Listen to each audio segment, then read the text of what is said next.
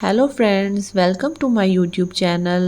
Please like my videos and subscribe my YouTube channel ताकि हर नई आने वाली वीडियो आप तक पहुंच सके। Thank you. एक दफा का जिक्र है कि किसी जंगल में सैलाब आ गया, तो जब शहजादी को पता चला तो वो जानवरों की मदद करने के लिए जंगल में गई। गुलहरी ने जब शहजादी को देखा तो वो बोली, मुझे यकीन था कि आप हमारी मदद के लिए जरूर आएंगी। गैंडा अपने बच्चों को लेकर एक दरख्त के नीचे खड़ा था।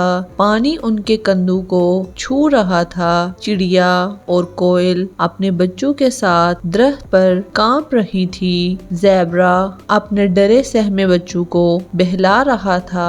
कौवा अपने घर की तबाही पर ज़ारो कतार रो रहा था। उसका बच्चा इस तूफानी बारिश में गुम हो गया था। शहजादी ने उन्हें तसल्ली दी। लाली और हाथी ने सब परिंदों और जानवरों को बारी बारी कश्ती में बिठाना शुरू किया। इतने में शहजादी कौवे के नीम बेहोश बच्चे को ले आई। उल्लू ने अपनी पोटली से दवा निकाल के उसके मुंह में अंडेल दी और उसे होश आ गया। शहजादी इन सब को जंगल ले आई जहां खेमे लगे थे। उन सब को खाना पेश किया।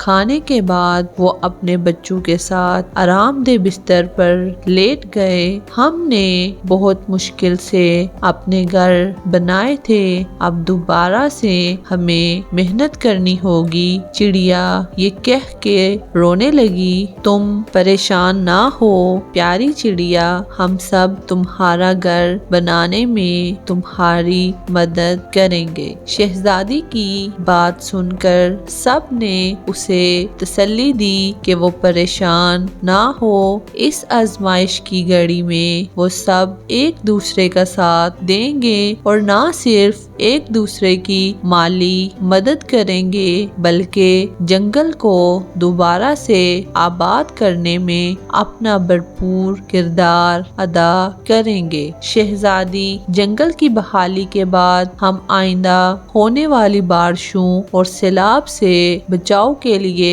अहम इक़दामात उठाएंगे ताकि हमें आने वाले सालों में ऐसी तबाही का सामना ना करना पड़े। अंकल हाथी ने कहा, बिल्कुल ऐसा ही करेंगे और इस आजमाइश की घड़ी में एक दूसरे का साथ नहीं छोड़ेंगे। ज़राफ़ा ने कहा। इन सब के ख्यालात सुनकर शहजादी खुश हुई। वो जान गई थी कि उसके तमाम दोस्त मुश्किल वक्त में एक दूसरे की मदद का जज्बा रखते हैं। हर मुश्किल घड़ी में एक दूसरे का साथ देना चाहिए।